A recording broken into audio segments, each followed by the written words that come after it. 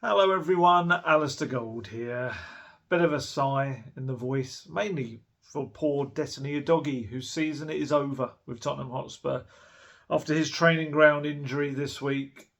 So sad, because on a couple of levels really, on a club level, what an incredible season he's had really, overall, adapting even to the Premier League, to life at Spurs, life in a brand new system, playing as an inverted fullback. And also his international hopes, because it seems like that's his Euros hopes over as well. Obviously, he's very young and he's got hopefully many more international tournaments ahead of him. But it won't soften the blow for this one for him. If you managed to miss exactly what's happened, it did come a little bit out of the blue last night. It was actually Destiny himself posted something on Instagram, which he said, the plans of the heart belong to man, but the answer of the tongue is from the Lord.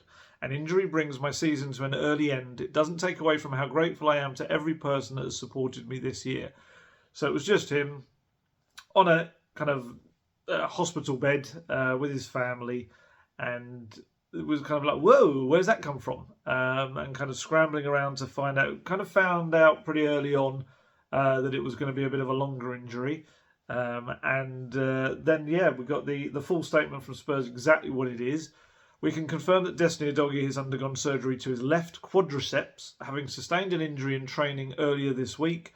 The defender will continue his rehabilitation with our medical staff and is expected to rejoin the squad during pre-season. So it's one of those where it's another training ground injury for Spurs. Again, it's really difficult. You could say on one hand, this is kind of... no, I don't even want to go that far. I mean, you could say that Spurs have had a few training ground injuries.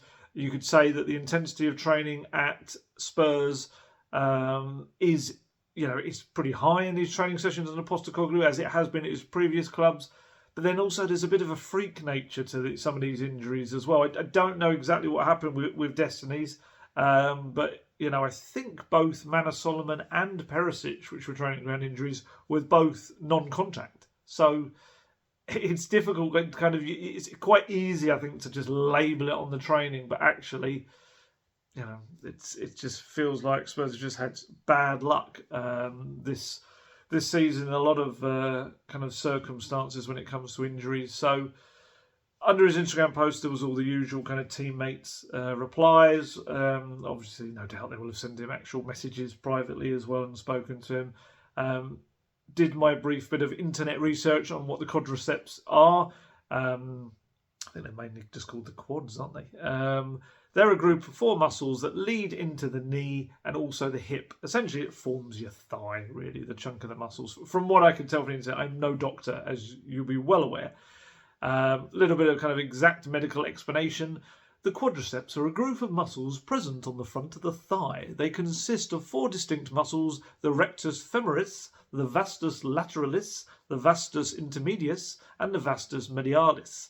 They are responsible for extending the leg and helping with movements such as walking and jumping.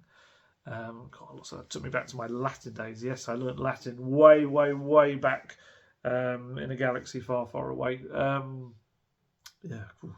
Brought back some memories.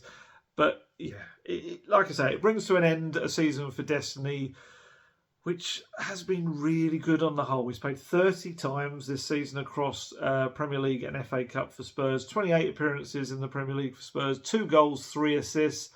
And I think just a season for him of learning really rapidly as well. And I see that in different ways. I see that in moments and I see that in longer periods. I saw it in the game at the Emirates earlier in the season. You could see him learning and growing within those 90 or so minutes. Although I think he might come off before the 90. I can't remember now. But either way, you could see him struggling a bit with Saka early on in the game, picked up a yellow card for a foul on him. And then you saw, as the game wore on, he kind of actually had Saka in his pocket for much of the second half. He did really well. But it's also kind of learning over a longer spell of time as well in other things, because you talk about, he's had a couple of suspensions. You had the red card against Chelsea, you had the suspension for 5 yellow cards as well in the season.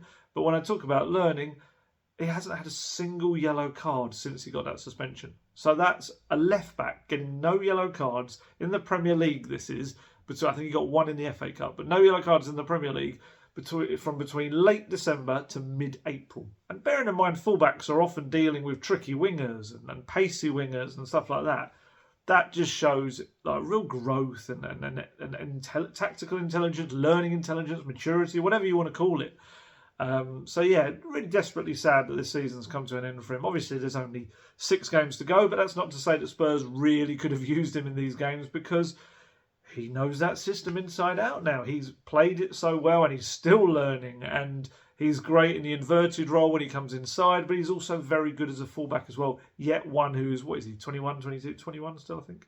I've got to look it up. It's one of those where I really should have known. Destiny Udogie. He is 21 still. Cool. Absolutely no use to you there whatsoever. But there you go.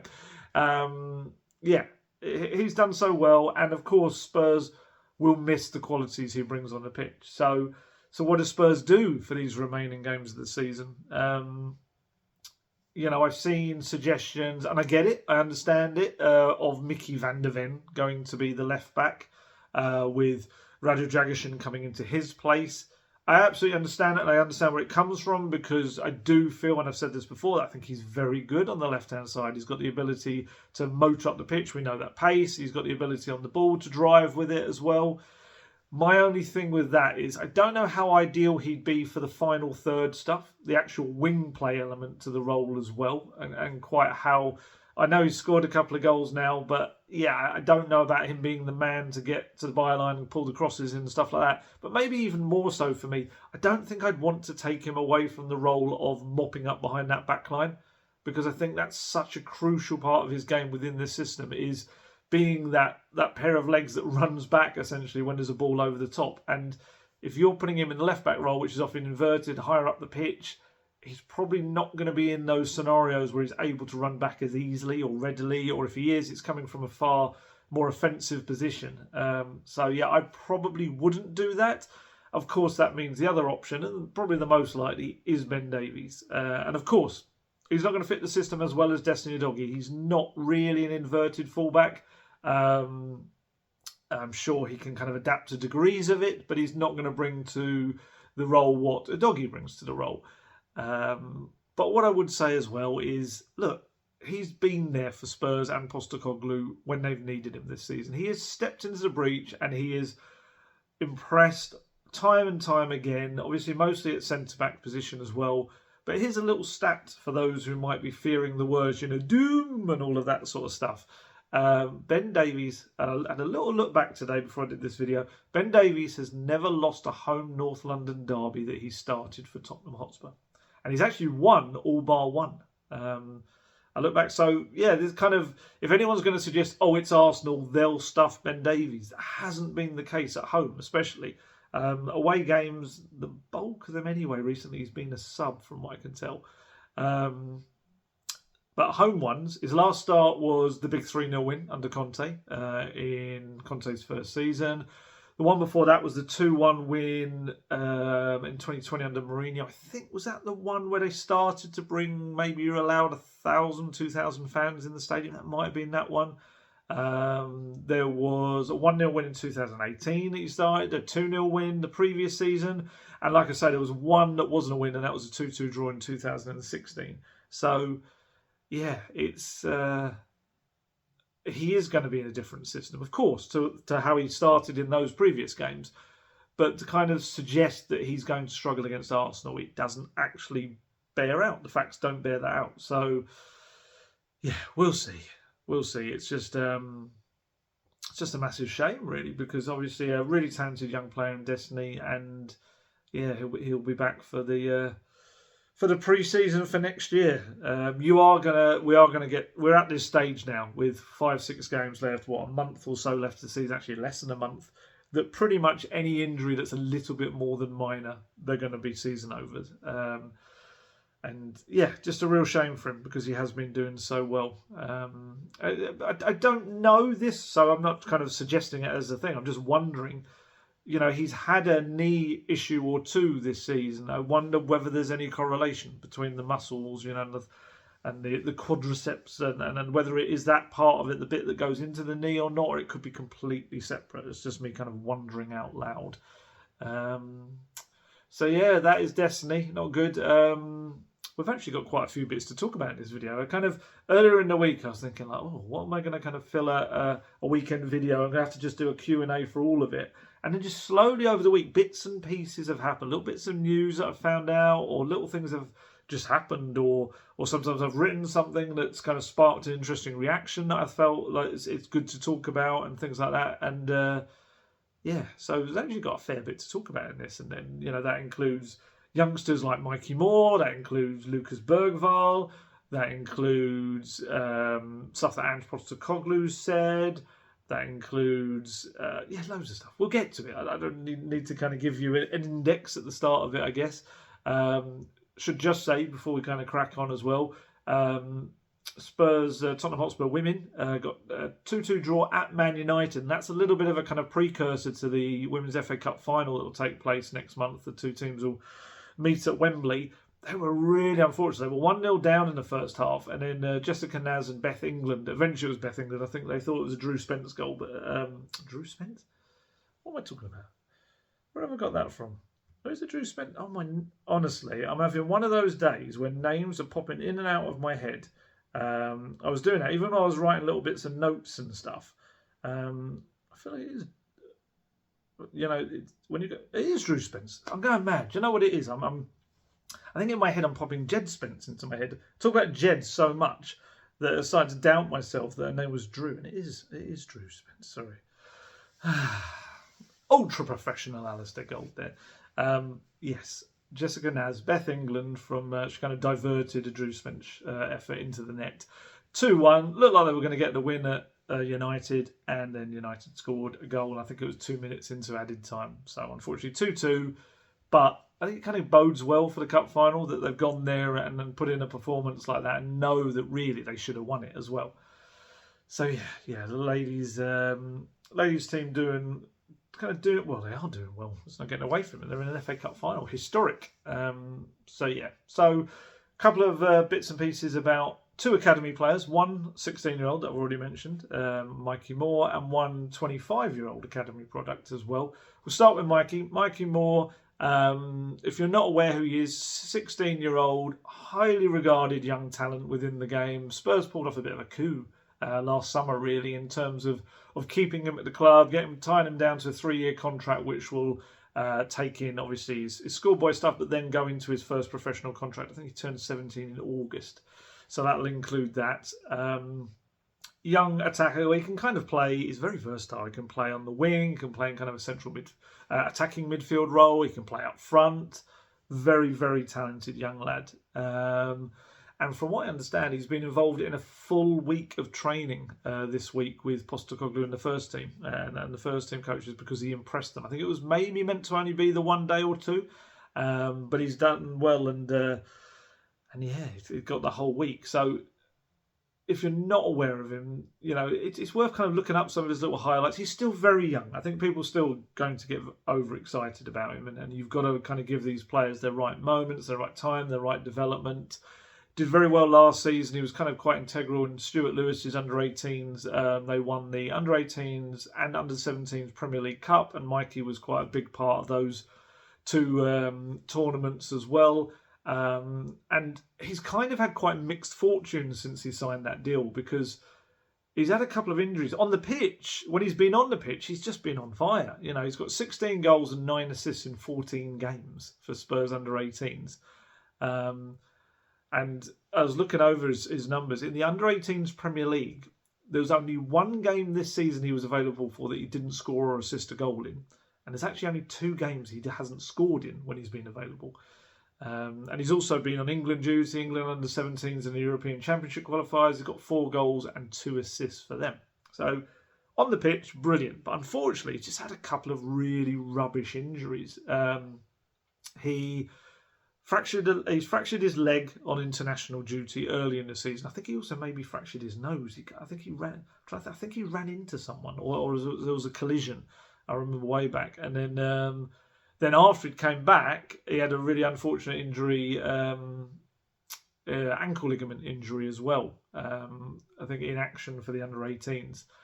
And it was just really unfortunate timing because I think there were the plans to step him up to the under-21s, and that was what he was going to kind of go on and do in that point. And then just the injuries, just messed it up, I guess. But he's now back and he's now fit. He's among the goals again. And he's had a couple of boosts this season with the first team. He had earlier, I'm trying to remember when it was. I can't for the life of me remember it was, but I remember he was involved in training earlier in the season with the first team. And that was, again, meant to be a short-term thing. I think it ended up maybe being 2 or 3 weeks. He was with them quite a lot, which, shows as a 16-year-old, shows you're making a great impression. And then, the past week or so, it was meant to be a day or two, and he's ended up impressing the coaches enough that they've kind of kept him around. I think he missed an under-18s game because of it as well. I've got a feeling he did. Just really, really good for him to kind of get involved. It's all experience, playing with the likes of Sonny and and Bentancur and players like James Maddison. Probably James Maddison's it's a difficult one. I was going to say, is he an ideal kind of person for him to look at? Maybe. And Sonny as well. I think they're probably the 2 key ones for him in those attacking areas. Because, like I say, he's versatile enough to play in a fair few areas. But great kind of experience for him. And like I say, though, it's a long way to go. Having seen enough of these kind of youngsters that everyone raves about, coaches rave about, and then they go on to, it just doesn't work out the way they want it to. Some it does, but probably as a majority of them actually don't go on to what is expected. So my hope is that Mike is incredibly talented. I hope he does go on to become an absolute superstar. But when I put out a little piece on this, it was like, get him in the team for Arsenal and stuff like that. It's like, you got to calm. If he's ready at any point, then Postecoglou will put him in there, or he'll put him on the bench and stuff. But he's got this process to go through still. He hasn't played really under-21s football yet, so he's got to do that. And the point of under-21s football is to get him used to playing against bigger, stronger kind of adult players. Guys who are 20s, and you can have older players in there. I think you can have a couple of older players in there too. So I think in a weird way, the injuries this season, they won't have been good for him in the moment, but they'll be good for him in terms of mentally, I think, getting over those kind of challenges and what it takes to then come back and be strong. And like I say, the psychological aspect of being involved with first team training will be massive for him. That shows that whatever's happened to you in the season, you can fight your way back. And if your talent's there and your dedication and your attitude's there, you're going to get your chances. So, let's see what that brings, what the coming, I'd say, years bring for him. I'm intrigued to see if he's making an impression, whether he ends up being involved in any way of the pre-season stuff, maybe on the post-season trip to Australia. Who knows? Again, that's not me saying he's going to be there. I'm so wary of aggregators taking bits and pieces out of my videos and just putting them out there and stitching me up big time. Happens a lot. But, I just wonder whether that be. There's always kind of young players that go on these things, and you'd imagine like Jamie Donnelly goes and players like that, but you never know. You never know. I just wonder at 16 whether he's just too young, and whether you'd have to wait until he's 17. I mean, August. That's going to be after the pre-season tours, the Asian tour. So I don't know. I don't know how it even works like that, whether there's some kind of aspect of they have to be a certain age actually to go with the group. I don't know. That's an interesting. I might ask about that. I don't know. Not one for Postecoglou. That would be a rubbish press conference question. So, Ange, what's the legal requirements for youngsters going with a football team? I'm sure the 16-year-olds must have gone on those kind of things. But so good news for Mikey Moore. Positive steps. And hopefully we'll see him as a first team player in the future. That would be amazing because, he's honestly, just watch some clips of him. Watch the way he plays, and he's an exciting young player. He's very clever on the pitch as well. Talking of clever on the pitch, watched back some of the highlights from Spurs under-21s game yesterday, and Jamie Donnelly's goal. Not only is it incredible, but just look at the whole build-up to it. Will Lancashire got the first. It was 2-2. I think it was Man United, wasn't it? I think it was Man United. Actually, I can find out because I've got it right here. It was, yes, Man United. Yeah, it's a delightful kind of chipped goal, but the build up, the movement, the intelligence Donnelly shows, yes, superb. I've got such high hopes for Jamie. Whether it is that he has to go somewhere next year to kind of show that, or whether the club trained aspect, I don't know, brings him or keeps him at home. But it's a terrific player. Yeah, terrific player. And actually, he and Mikey Moore, I think they played together in certainly would have been the under-18s Premier League Cup run last season. I'm trying to remember if it had been able to play in the under-17s. I can't remember now. There was so much cup success last season, those two tournaments. But yeah, the other academy product I was going to talk about, he is much older. He's 25 now, is Brandon Austin. So from what I understand, Spurs are in talks with Brandon Austin over a contract extension. His contract is up this summer at the moment. He's stepped up in recent months to be the keeper on the bench, the number 2 to Guillermo Vicario, because Fraser Forster's had this fractured foot that's keeping him out for this season. And I didn't realise quite how much Brandon Austin in the last 2 seasons has been on the bench. He's 12 times in the Premier League this season, and last season he was on there 21 times for Spurs. I think a big chunk of that was Hugo Lloris being injured. There was also a little period where sometimes I think Conte was putting 2 keepers on the bench just for the point of it to show that he had injury issues. But on the whole, he has been the sole goalkeeper on there. And, former England under-21 international, although I don't think he actually played. I think he was in 3 squads and was on the bench 3 times, but didn't actually come on for them. It's an interesting one. It's one of those where there's a part of me that kind of feels you're 25 years old. It's kind of, is it that time where, he hasn't played for Spurs yet in a first team or a competitive game. He's played in friendlies. But, is it the stage where you go on?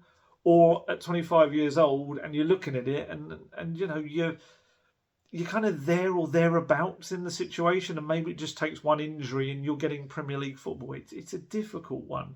And you're at a terrific club. You're at a high level. You're training with the best kind of players out there in the Premier League. It's a difficult one. And I think for Spurs it makes a lot of sense to keep him as well. Both parties apparently have been really happy, are happy to extend his stay and are happy with his progress behind the scenes as well. And like I've said in the previous videos, don't forget Spurs have got this club trained issue, and that is going to be a big thing for them if they qualify for European football next season. It's not really an issue if they don't, but it does look like they're probably going to. I saw West Ham getting absolutely stuffed while I was doing this, and unfortunately Aston Villa leading Bournemouth. But if they get into European competition, they need 4 club-trained senior players to register in the squad. Currently, they only have 3 senior first-team players at the club who will qualify, and that is Brandon Austin, that's Alfie Wyman, and Oliver Skipp, who no doubt would love to go off and play some regular football next season. The other 2 would be Japhet Tanganga and Troy Parrott. They're on loan, and their futures are unclear for next season. We don't know how that's going to work out with them. The only other way you could fill those spots, I guess, is if you promote an under-21 player into it, which it's kind of a waste of a spot because they're already eligible on the B list as under-21s. You don't need to put them in there. You are throwing away the chance to have another senior option there. So, he's always been a regular member of the squad, Brandon Austin, under the recent managers. His first game on the bench actually was way back, 2019, so half a decade ago. The 1-1 draw against Watford that season. He's been on a couple of loan spells. Went to Viborg in Denmark in 2020 for half a season. Then he went to America, actually. For Viborg, he made 14 appearances. Went to America for Orlando City on loan. Made 5 appearances in like a half-season loan with them as well. I've seen differing opinions after I put the news about his contract renewal. There's some people saying it shows a lack of ambition. Some people saying it makes perfect sense for both sides. Some people saying, it's a cushy role to have that. I just think it's about where you want to see yourself in your career. And it's very difficult as a goalkeeper. I've said this before about loan moves, but it's the case with all moves. Most teams just play one goalkeeper most of the season, unless there's an injury. So there are very few spots across the game. They just are. And especially as a 25-year-old, So you're probably better off staying at a club like Spurs. And if there is the opportunity to get a loan in a window because a team comes in for you, it's probably to take those. And then you've got the security of being at a Premier League club. I understand it. It's not as easy as just like, just get out of there and make your own career. It doesn't really work like that, because he could end up doing that, Brandon, and just end up at another club lower down the pyramid as a number 2. And it's like, well, what was the point in that? Whereas, have the security of being a Premier League player, but also if a good loan move comes up and the club say, okay, well, we've got the numbers, you can head out on that. It kind of makes sense. I get it. I do get it. And he's very well regarded within the club. He's a very good shot stopper. It's just weird that because we've never seen him in a Premier League game. It's just been that way, that he's never had that opportunity. It hasn't arisen yet. So, so that's Brandon Austin. And it'd be interesting to see if and when that's agreed, but certainly there's talks going on about that. Lucas Bergvall, I said I was going to talk about Lucas. He's come out this week in the Swedish media and said that he feels he's being targeted by players since he got the move to Spurs. You can understand where that's probably coming from. That's from players thinking, oh, hello, who's the big shot here? This kid thinks he can go and play Premier League football. I'll show him, that kind of thing. I think he's certainly the club record signing, I think, in Sweden for a teenager. I'm not sure whether it's in any age. It might be. Anyone from Sweden, please let me know. I definitely think it's for a teenager, and it's certainly Djurgården's record transfer. If you'd forgotten, it was around 8.6 million, I think was the reported figure. With loads of there's like add-ons that are very achievable, sell-on clause, and obviously, he's a player that chose Spurs over Barcelona. So there are probably quite a few people that are in the Swedish league thinking, I could be better than you. Why have you got Spurs and Barcelona after you? Why have you signed a 5-year deal at a Premier League club? I just think it's just a natural thing. I think he understands that as well. And what I love about Lucas Bergvall is that he's actually just kicked on since the Premier League move, and he's done very well. He's got 4 assists, 4 goals in his first 9 matches in all competitions in the Swedish season. The kind of Allsvenskan's just really started kicking off in the last few weeks or so. He says he's noticed extra physical attention. He said, it's clear that there's been more, absolutely. People probably want to push me now that I've signed for Tottenham, but so it will be. It's just a matter of getting used to it. It will not be less in the future, he means in the Premier League. I'm young, and there are many who like to push every now and then when a player has been sold for a lot of money. It's a very mature attitude. Every kind of thing I've seen from him where he's spoken, and everything people have told me about him that work with him and stuff like that. You might remember I did the interview with Peter Kisfaludi, I think I remember it was. Who's worked with him at Djurgården, and and at Bromma as well. And he said, he's a very, very mature guy, and you can see that in the ways, and he's quite right. If as long as he doesn't get injured, it is kind of going to help the toughening up process that's going to be needed for the Premier League, because the Premier League is brutal. It is the most physical league in the world. Whenever you kind of see people like, I could have scored that, I could have done that, you're like, no way. I don't have any, delusion that I think that I could be dropped into a Premier League game and do anything. I'm a reasonable footballer, never reached any kind of level of any note at all. Just Sunday league football, bit of Saturday football, but never ever would I have come close to that kind of level. So I never have thought I could. It's just mad. It's insane to you. Even the worst players in the Premier League that we perceive them to be the worst are probably still in the top 1% of footballers in Europe or something. Just incredible. Maybe even less than 1% it is. But yeah, for Bergvall, it's a big toughening up thing for him, and he's quite a big lad as well. I was having to kind of pick the photo for the article I was doing, so I was kind of trying to pick the right one from his recent matches. He's got a bit of bulk to him, a bit of muscle to him for an 18-year-old. So that'll serve him well as well when he's not going to get knocked off the ball. Hopefully, he's still going to have to keep toughening up. But I do think it's a kind of weirdly important. As long as there's no bad injuries, it's kind of is a bit of an old school part of the process, I suppose. Played actually today, he did, with Djurgården. They lost their derby 2-0 at AIK. And looking at it, unless the two I double checked on two different sites, unless they've just made a mistake, it looked like he was playing as the right-sided striker in a 4-4-2. So another versatile player that can play in various roles, which could come in very handy for him as well at Tottenham. You know, when he's looking for game time early on, there'll be a few places that Postecoglou can kind of put him into situations in as well. So yeah, that's Lucas Bergvall update. Sponsorship, that's another one that's been going on this week, because you might have noticed that Getir, it's all going a bit... it's not going well for Getir. It looks like they're going to pull out of the UK market. And obviously, if you're not aware, Getir have got training wear sponsorship with Spurs. You'll see it on the players when they're training. You'll see it on the warm-up tops, I think, before games as well. And you'll also see Ange in his press conferences. He's always wearing it. I think when he wears his training ground coat at matches on the touchline, it's got Getir on it as well.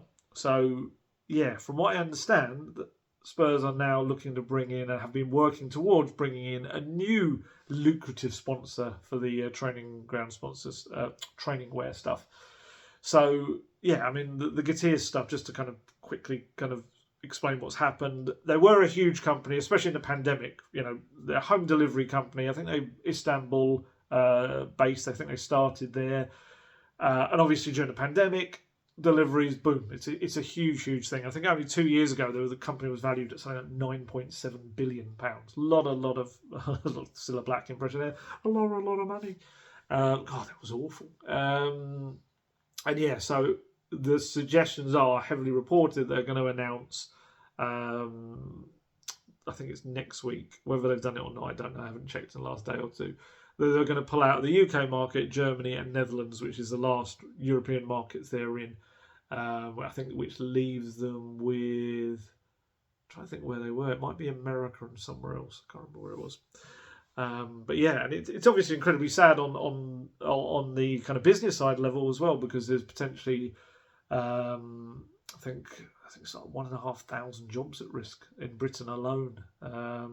They did a big old cut last year. They chopped Italy and Spain out of their markets, lost 2,500 people from that as well. So incredibly sad and rubbish for those people involved. But just purely on a Tottenham basis.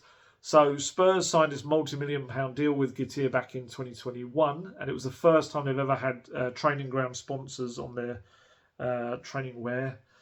I keep saying training ground sponsors, technically training wear sponsors. It's not like it's slapped on the side of the training complex. And yeah, what I would say is, because I've had a few people asking, like, how does that affect things going forward? It was a 3-year deal back in 2021, so it was coming to an end this summer anyway. But yeah, from what I understand, there are plans. Whether they may be advanced, it may be that, you know, we see a new sponsor on those shirts in time for the pre-season tour and the pre-season training and everything. You'd imagine that's going to be the case. But for now, Getir, they will continue to wear the logo Spurs on the training shirts for the coming weeks and pretty much until the end of the season. I think it's until the deal expires this summer, so that may also involve the post-season tour. I don't know whether it would be to the end of the regular season. We'll see. It's not the biggest thing in the world, but yeah. So prepare yourself for next season to have a different name on there, whatever that may be.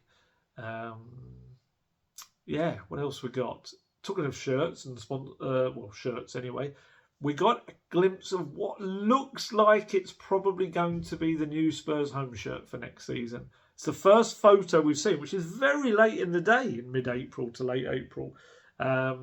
Normally you get a glimpse of these shirts way in advance, but it's all been kept a little bit more hush-hush.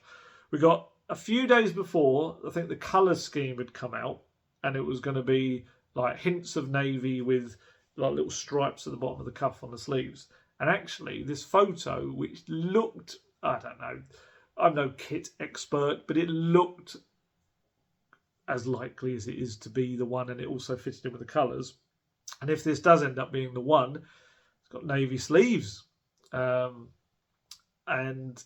it's quite interesting to see that when a couple of days before, when it came out and it was quite white, just plain white, most of it, people were saying like, oh, it's so boring. And it's like, oh, well done, you've really changed up the design. But it's actually not too much, I guess, you can do with just a white shirt.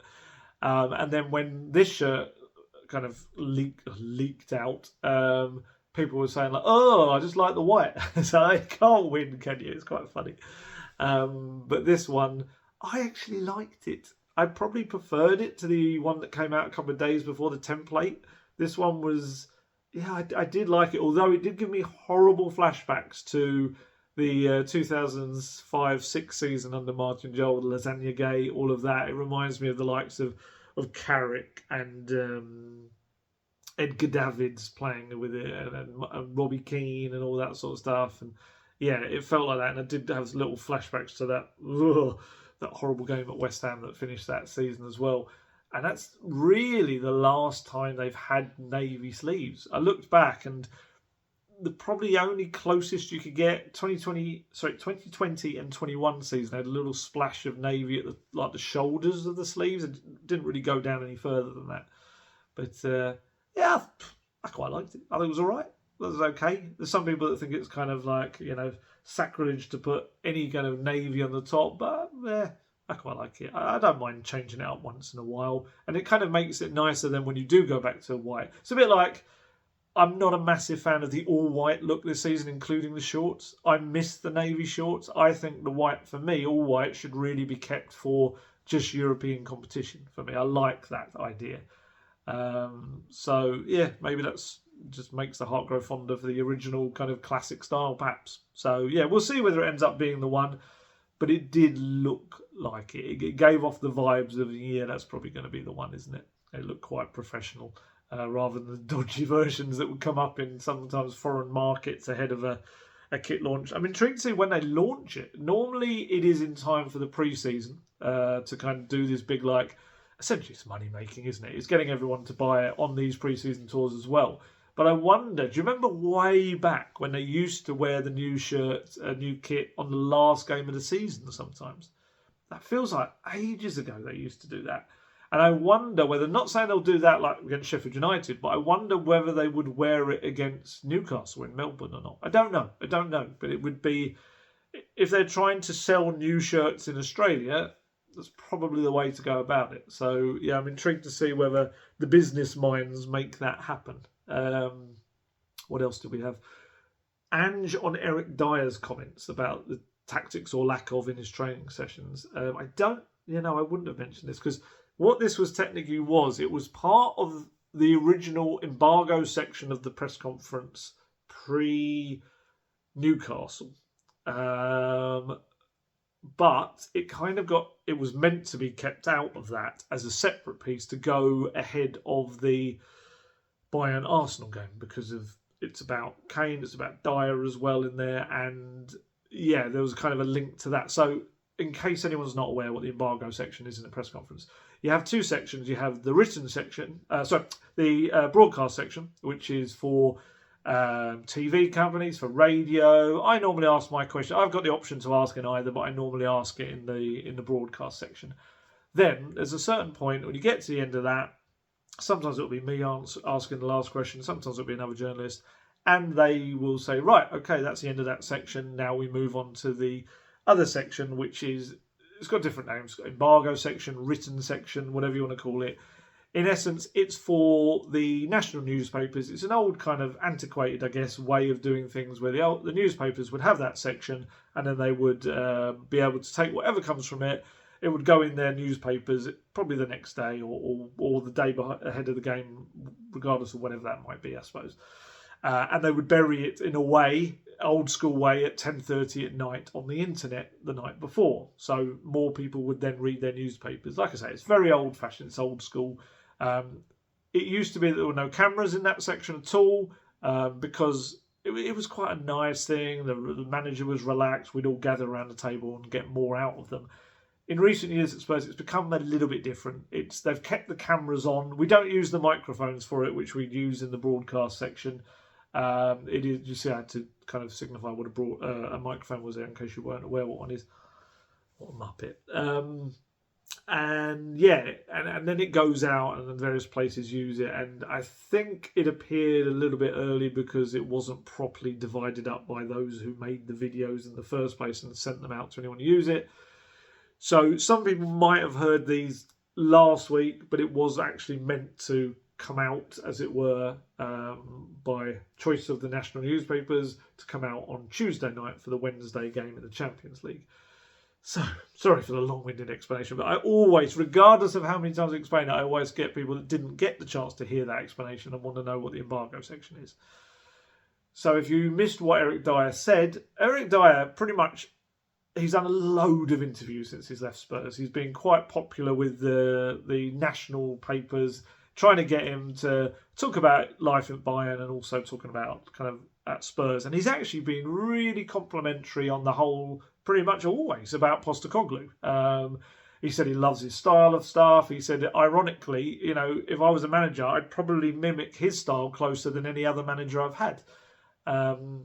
So he has been really complimentary. But there's one thing that got picked up was that in the Overlap podcast he did with Gary Neville, he was asked if Postecoglou was the most tactically aware manager he'd played for, and he said, actually, no, interestingly, he really doesn't do any tactical work. What he does is every single training drill from Monday to Friday is drawn up to represent the way he wants to play. Conte, I could do it blind. That was a lot of tactical work, Monday to Friday, a lot of 10 versus 0 walkthroughs. You're so well drilled, it would be ingrained in you. You might remember I used to say in videos and write that Conte would often call up Tottenham's under-21 players and simply use them as pretty much training ground cones for the first team players to kind of work around and be drilled around playing against a certain system. So Ange was asked about what Eric Dier had said and whether kind of what he made of it. And he said, look, it's probably something you'd have to ask Eric. I don't know what you mean by tactical work. Everything we do is geared on how we're going to play our football. So for me, by extension, it's tactical work. Whether that's on us, whether it's on the opposition. In fact, I probably would say we don't do anything apart from tactical work. That's all we do every day. So if we're working on our fitness, we're still trying to play our football. But I haven't seen the interview, so I'm not sure what he's referencing. I'd be surprised if he hasn't seen the interview. I think he's quite up on everything that's said. If you're talking about do we do training where we're standing around and working on how we're going to stop an opposition, how we're going to break down, no, we don't do that. But I don't think that's the only kind of tactical work that exists. I think anyone who trains with us will tell you that all we do is train the way we play. Maybe that's not tactical work. I don't know. So yeah, he's essentially saying they don't do like I said, like the static work on oppositions, which kind of, I guess explains that a little bit more. And make of it what you will. You know, there are some managers that are really focused on what the opposition do. There are some managers who are more focused on what their team do. Pochettino was massive on that. Pochettino would constantly say it's about what we do, you know, and it's about how the opposition deal with us. That was always his thing. And I think there's a lot of managers that are like that as well. You know, I think they have a very set style of play. And of course, tactically, they're able to change things and tweak things and adapt during games to things that aren't working. But it doesn't mean they come away from their style, I suppose. So, it was quite interesting that he got the chance to speak about it. And actually, Postecoglou at a Blue concert this week. Was it the Palladium? I try to remember it. It popped up on the internet.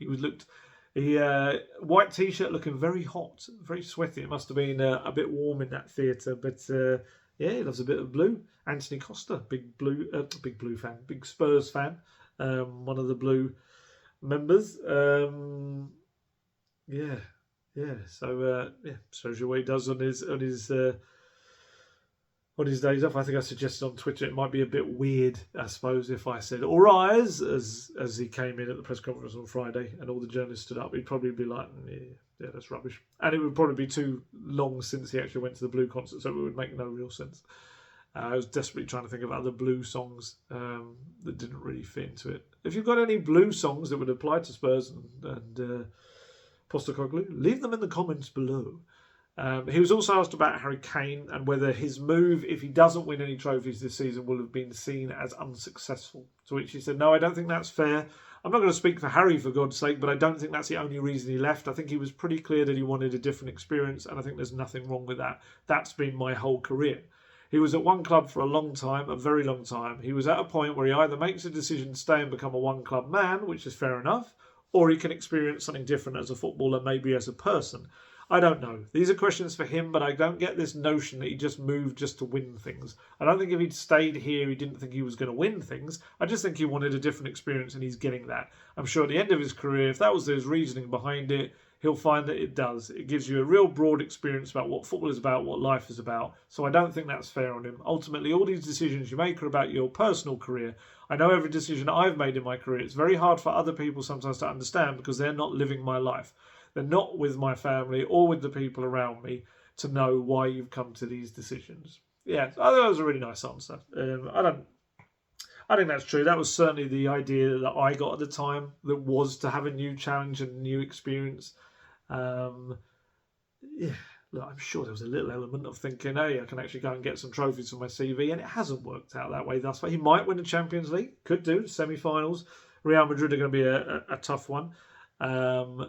Yeah, it was quite funny, wasn't it, in midweek, that it actually ended up being Eric Dier was the dominant man. I think everyone was looking towards Kane and being the one that would put Arsenal to the sword. Dier was immense, man of the match. He was superb. His stats for the game were excellent. Yeah, fair play to him. I kind of always have said this about Eric Dier.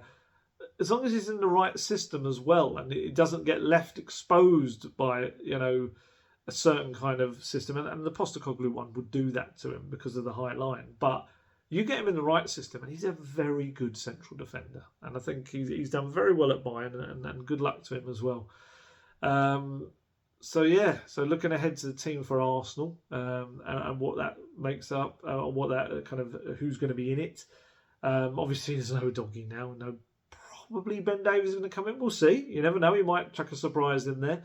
Pedro Porro, we wait to see whether he is able to come back. He's had 2 weeks since he came off injured. It was half time, wasn't it? And yeah, we'll wait to see. Fingers crossed on that, because I think if you go Davies and Emerson, it becomes a very, very different kind of experience, I suppose, in terms of the system.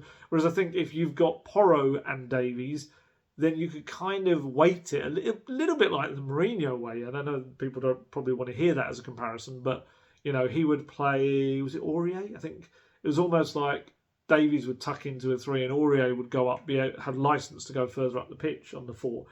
It's not going to be the same as that in Postecoglou, but there will be moments where Davies' natural tendency to not be too stuck up the pitch is going to maybe help against Arsenal when they're going to have to defend at times. But we'll see. We'll see. Elsewhere, you would imagine a lot's on Richarlison where he's at, but I still don't know. I mean, he hasn't started a game for, is it 2 months now? I can't imagine you chuck him straight in there. So I would have thought, I wonder whether he brings Kulusevski back in. I don't know. Because obviously it was Werner, Sonny and Johnson against Newcastle. It just didn't work. Other than, Werner put a couple of early chances away. Werner's an interesting one. Werner, I wrote a piece this week. I only did it because there were some stats came up and I found them fascinating, because I didn't realise. I thought he'd done quite well during this time. 5 direct goal involvements in his 12 Premier League games. And that doesn't include the ones that have kind of passes that have led to own goals for the opposition as well. So I thought he'd done okay.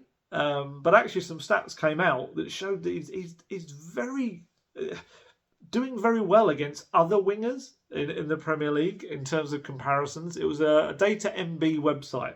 Apparently there's only after a certain amount of minutes that you can compare a player against others. And now he's played 784 minutes in the Premier League. They're able to do that. And he's on top, or at least in the higher kind of echelons of a lot of the categories of Premier League wingers. He's top for putting in crosses in. He's top for putting crosses into the 6-yard box. He tops the charts in the Premier League for his dribble success rate among wingers. He tops it for winning offensive duels as well. So he's strong in the offensive duels. He's got that pace as well. And I guess bearing in mind that Postecoglou wingers, that's what they're meant to do. Get there, put the cross in. Get there, put the cross in. It's kind of, he's doing a lot of what's expected of him. Look, I'm not saying that he doesn't have his faults. Absolutely, he should be scoring more goals, and we know he's got these big misses in him as well. But he does have these stats where he's coming out very, very well on it. He's second in the Premier League for expected assists. Perhaps you could take that as suggesting he maybe should have more. But then also that can be on other players not finishing the passes that he's putting. There's been a few of those where other people could have done better with the passes he's been putting on there. He is second in the Premier League for successful attacking actions. He's third for taking shots, fourth for assists, as well as touches in the opposition box and possession-adjusted interceptions. He's fifth among Premier League wingers for expected goals. Obviously, we know there should be more of that. There's no getting away from that. That's obviously the big hindrance in his game. And he's fifth for dribbles, progressive runs and passes into the area. And look, of course, if I'm Tottenham, I look at the £15 million fee and I'm thinking, okay, for a player that gives you a lot of what you want, okay. I would also have pause, though, over the inability to finish in moments. I would have pause, probably over the wages. I think the wages could be maybe the biggest sticking point. If he is going to be a higher earner in the Spurs squad, which I think he is at Leipzig, then that's a tough shout as well. Whether you decide to almost upset the apple cart in that way and bring in someone who might not be a regular starter next season in on big wages, absolutely. But yeah, I put out an article in the week on it, just essentially saying that, on the stats alone, to have a player at that price who's got experience in the Premier League, who's got European football, he's a Champions League winner, he's got that experience with him. And also, don't kind of don't forget the fact that he'll have 6 months under Postecoglou in the tank and then gets a pre-season if he were to join. So he's kind of got a head start on other people they bring in. And so, yeah, just as a squad option in a stronger squad, I kind of thought, I kind of see the merit in it. And then I think, slightly stitched up, I think someone put no-brainer in the headline or something on my copy, which is fine. I don't care what they put on the headlines, really, as long as it's absolutely ridiculous. But yeah, wow, did it create some debate. And that's great. That's kind of what I want from those things as well. There are as much for me to kind of put down thoughts and things on I say on paper, it's not, it's on a website. But it also is as much for people to discuss and debate. You've heard me say it a million times. I love it when people get into the kind of nitty-gritty of stuff like that. And yeah, I think maybe timing-wise probably didn't help it in terms of doing it after the Newcastle game when he'd missed 3 decent-ish chances he had early in the game. Whereas maybe if I'd done that story after the Forest game, the one before, where he played really well, maybe there's a little bit less of... there was some outrage. I mean, when I looked at... because I looked at the... just to see kind of underneath, again, don't judge everything by social media, but I looked to see the kind of percentages, I suppose, of people that had liked it, which should suggest they agreed with it. Maybe not. They might just like the fact that there was an article being written. I don't know. And then you look at the quote tweets, the retweets, replies and things like that. It was roughly 60 to 65% of people that appeared to agree with it. You had people making really good counter arguments. That's always they're the ones that fascinate me the most when they've got a real thought. The worst one for me is, or it's not worse, it's just funny, is when people say, they come out with this expression, I don't need stats, I've got my eyes. So it's like, okay, but the stats kind of might inform you in certain things. A lot of those things where he's actually outperforming a lot of players in the Premier League. And bearing in mind, clubs use data as well, that's a big thing. So yeah, you've got, but people that really well reason against it, and that's great as well. You've got people that they overreact a little bit. It's fine. They're funny. It's all silly. It's nothing kind of unpleasant or anything. And then you get some that are just whoa. They get a bit weird about it. They get a bit angry and aggressive about it, and accusatory as well, which is weird. And it's a very much a minority. Very, very much is. But it's quite funny, some of the stuff they'll come out with. Like one of them we get as journalists as well is when apparently Daniel Levy pays us to write certain articles, which is a fascinating one. It just doesn't work. It doesn't make any sense. It doesn't make any sense. And the irony is that actually anyone that reads my stuff or watches these videos knows that I'm actually quite critical. I'm probably one of the most, if not the most, critical about the mistakes the clubs have made in recent years, because obviously just in my time covering them. I think I've said it before. The club do community interviews with the players. They'll put them out in various things that maybe the foundation are doing stuff in or whatever. And the media, it's always kind of on a bit of a rota basis. They'll do about 5, 6, 7, maybe more sometimes in a season of these things. And then in order to promote the event or whatever they're at, I've done way in the past. I've sat down with Serge Aurier at like an exercise class he was doing with older ladies. It was lovely. It was a really cool thing they were doing. I did one with Tongi on the melee back in the past. Juan Foyth, I remember sitting down with him. He went to a school. It's supposed to be on a kind of a rota basis. And I haven't been given one of those for going on 3 years almost now. The last one I did was Japhet Tanganga at a school. I think it was like a heart. Was it stuff? It was maybe with Justin Edinburgh's son, Charlie. They were doing like heart stuff and with the kids and teaching them to. Pretty sure that was the one, teaching them how to do CPR and stuff like that. And I spoke to Japhet after that.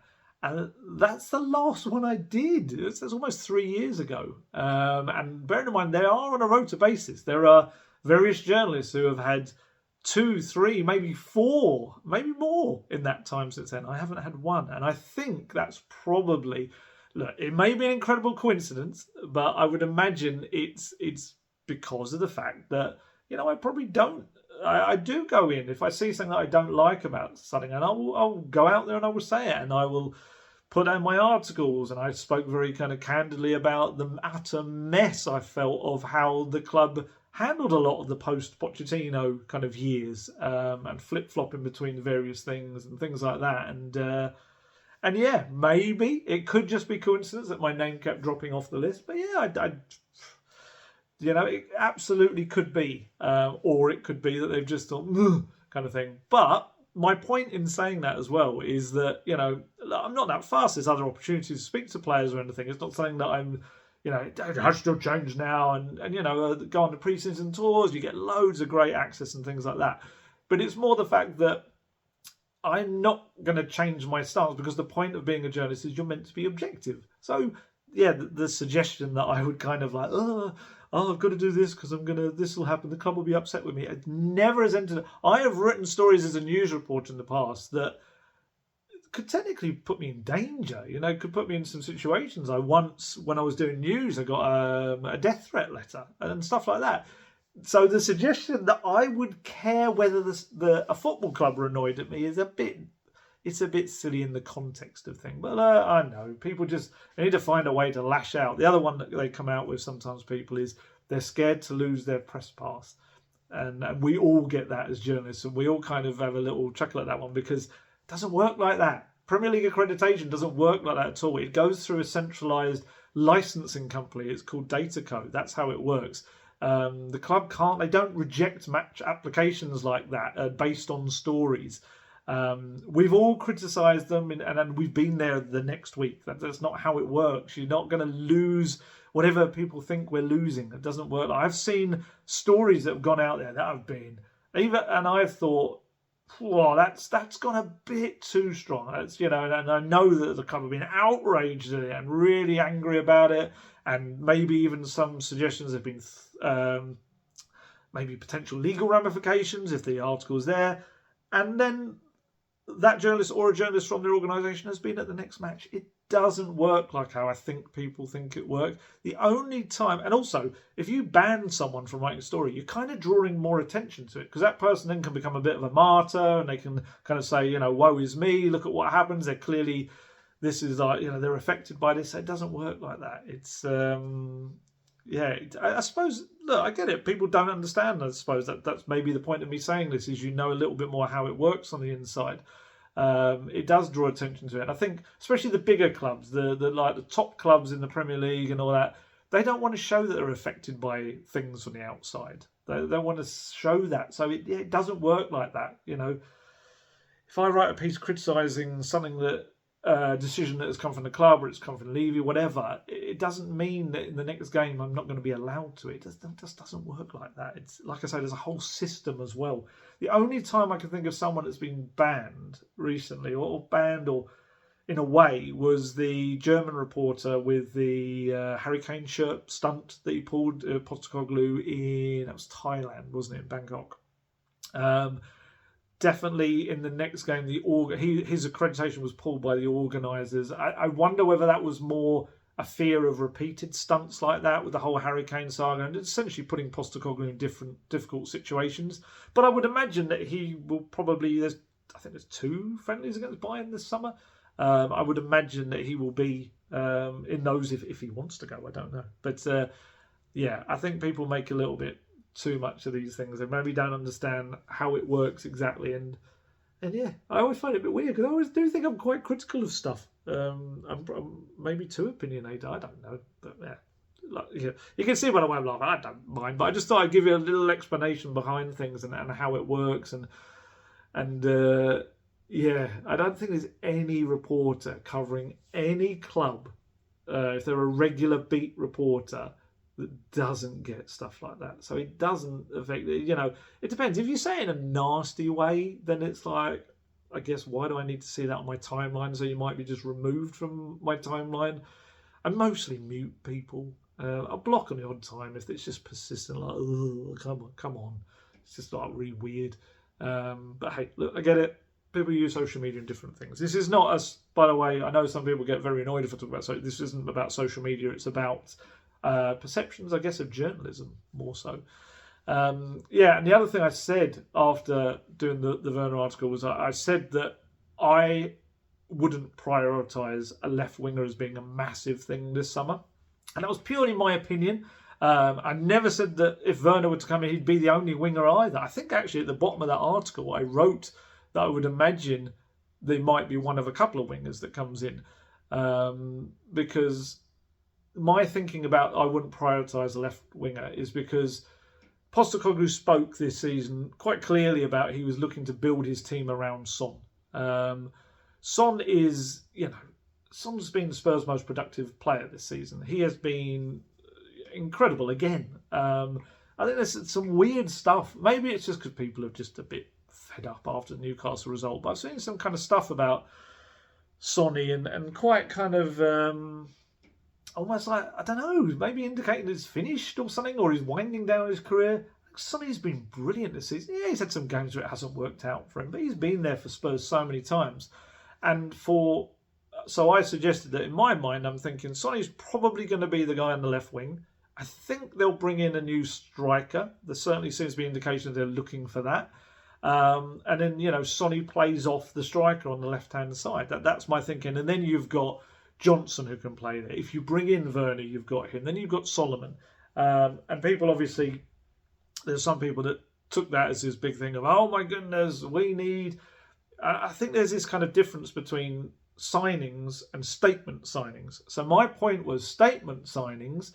I think if I've got a budget and I'm putting big money towards a couple of positions, for me, that's number 6 and number 9 in your team. I think personally, and this is only my opinion, and I know they are going for both of those kind of players, but when it comes to the big money, that's where I would put my money. I would put it at a number 6 that is the fulcrum of that Postecoglou system. Like I said before, a mixture of Basuma and Højbjerg, whatever, and Bentancur, all of them in one. If you could find such a player, that'd be amazing. And that makes everything tick. Attack, defence, whatever. And then up front, I think you get the perfect striker up there who is a regular, prolific goal scorer, but is also a physical player. And you get them in the middle, and you get Sonny and whoever's on the right. Ding, bang. I don't know what, you probably can't see it, my hands on screen. So up, down, striker banging them in every time. The system is incredible in that. So that's where I would put my money. But I'm not saying that. I can actually see Spurs probably paying something like 25, 30 million for another winger as well. But it would be a versatile player that can play across the three. It would be someone that can play in any of those three roles and maybe even as an attacking centre midfielder. That's kind of how I would see it. So yeah, by saying I wouldn't target a specific left winger of huge money, I think people just maybe took that in the wrong way. But that's fine. It's fine. That's the internet. That's what it's there for, opinions and stuff. I am fascinated by what kind of happens with Sonny because, you know, I personally prefer him as a winger, and I still think he's got his pace. I don't see him slowing down particularly at all. I think he's been overused this season. I think that's a natural consequence of, I guess, other people, other injuries, or Richarlison being injured. And I think that's happened. And that's, that means you're going to get performances like the one against Newcastle. But I think I prefer him there to being in the centre. Maybe as he does get older, like further down the line, and if he does slow down at all, then maybe he does transition into being more of a central striker. But for me, I think he does a really good job there, but I think he's an amazing left winger. And look, I know that I say about the Postecoglou system means go up, cut it in, go up, cut it in. But if it's someone like Sonny, there is no way on earth Postecoglou doesn't say, no mate, if you want to cut in and have a shot once in a while, you crack on. Because Sonny can do that so well. And I look back and I found this quote actually really early in the season when Sonny was asked what his role was going to be under Postecoglou, and he said, "It's how I used to play, on the touchline, 1v1 with the fullback and creating problems for the defensive line. When I stay wide, we'll have more space inside and running into the space also myself." So yeah,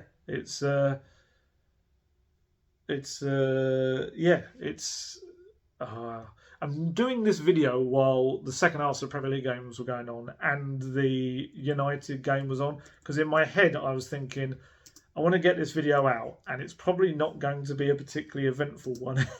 Judging by what people seem to be saying on the feed I've got there. Oh, it's 3-3. Brilliant. That's incredible. How have I managed to miss a game like that? Well, there you go.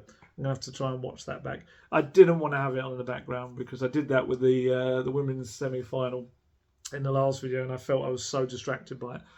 Well, there you go. You win some, you lose some. But yeah, it's with Sonny.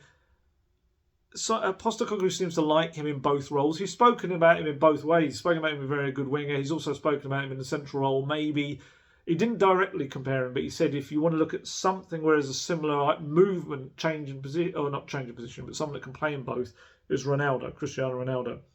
That he became a central striker eventually as well. And whether that happens with Sonny eventually, maybe. But right now, I would bring in another striker like the plan of clubbing, like the club are planning to do, not the plan of clubbing. It's been a long day. Mainly because you can't really, and I'm not saying Richarlison's done a good job when he's played. That's the problem. It's when he's played. He's missed, I think it's 18 games in the Premier League in the last 2 seasons, which is far too many to kind of be relied on week in, week out. So, yeah, we'll see. We'll see. But I think this is going to be a really busy transfer window. I do. I think Spurs are going to buy, well, Postecoglou said it. I don't need to say. I think he said clearly he wants someone in pretty much every department this summer. So, yeah, going to be a busy one. And mainly because I said a lot going out the door, I think. In terms of the Arsenal game again, who else plays elsewhere? Midfield, it just doesn't look like he's ever going to start Højbjerg. I just think he sees him as the past and not someone that's going to be part of the future. So I'd imagine Basuma starts again. And Basuma and Sarr played really well against Arsenal. Especially Basuma's second half against Arsenal away at the Emirates. So I would imagine it would be Maddison. Maddison obviously got a couple of assists. Basuma. I think Sarr, especially now he's not fasting anymore, I think maybe gets the nod. Bentancur's been all right, but I just think Sarr maybe gives you that little bit more mobility that you might need against the Arsenal midfield. So yeah, we'll see. And we'll see with Pedro Porro. That's a biggie as well, and how that all works. I cannot believe that I've missed that game. That's so frustrating. I was so busy keeping an eye on the... and it's in extra time, of course. Well, I'll be wrapping this up soon anyway. It's going to make me accelerate the end of this so I can go and watch the extra time. I was going to do a couple of Q&A questions. Let's have a look just before I sign off what we got.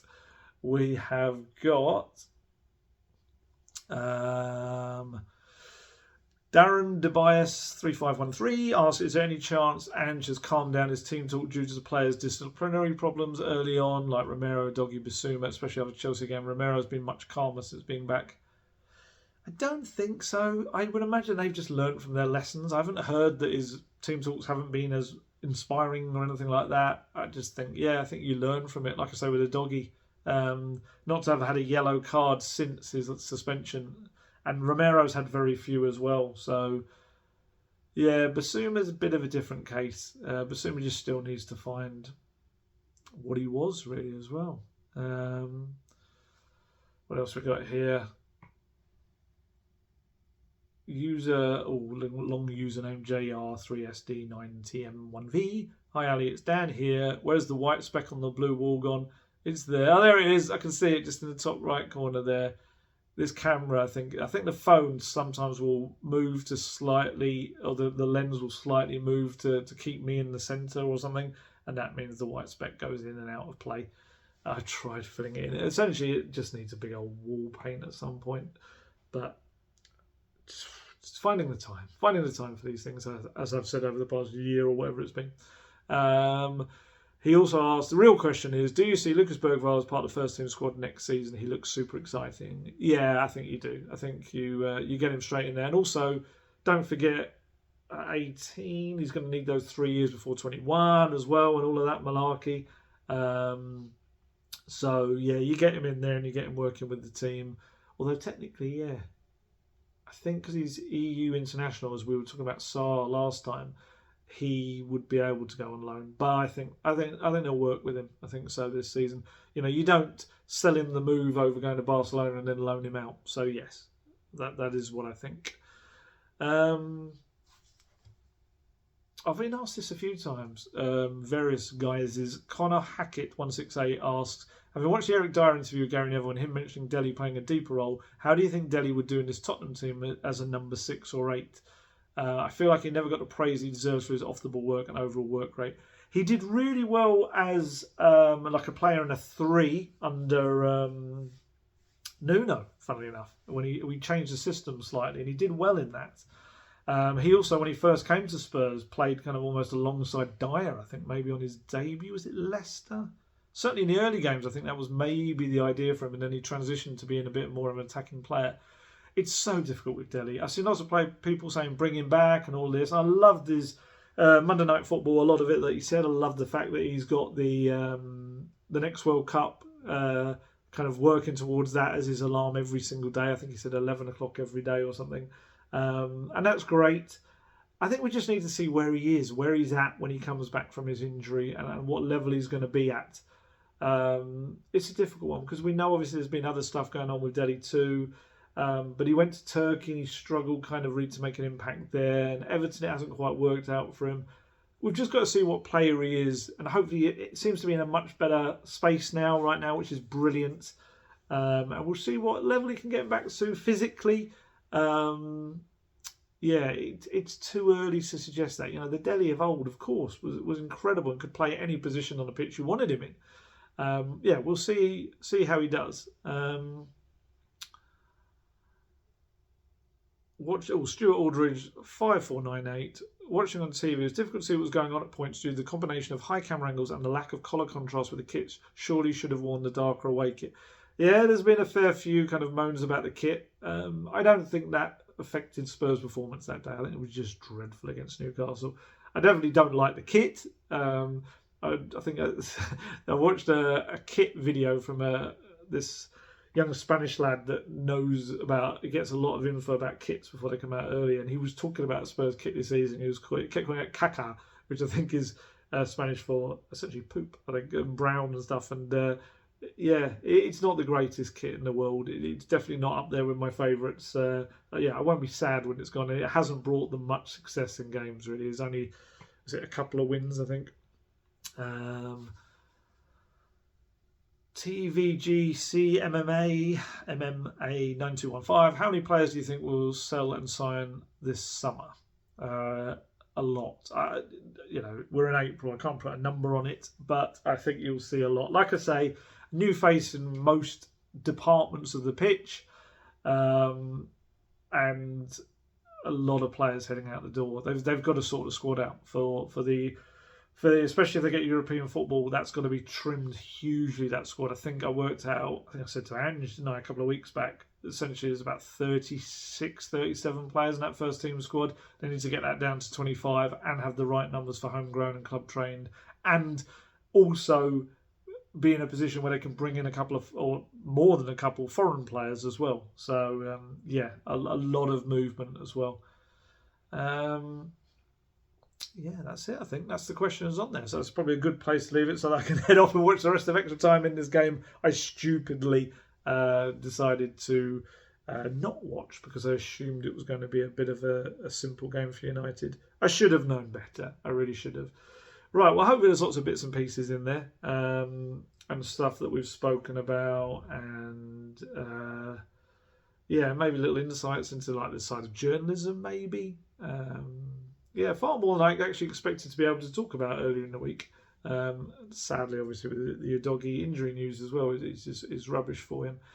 But we'll get a stronger version, hopefully, of him coming. Not that he wasn't strong already, but these things do toughen up the best players, and I think that will be the case with him. So now, in terms of the rest of this week, probably won't be another video this week until after the game, unless there's a big thing happens in midweek. I would imagine they'll have to start announcing the pre-season stuff pretty soon. I think we're getting to that time, so that might be on its way. And well, we'll see. Who knows? There could be more injury stuff comes out. We never know with this club and the crazy things that happen. But then otherwise, Friday press conference, and then the big North London derby, which we will dissect.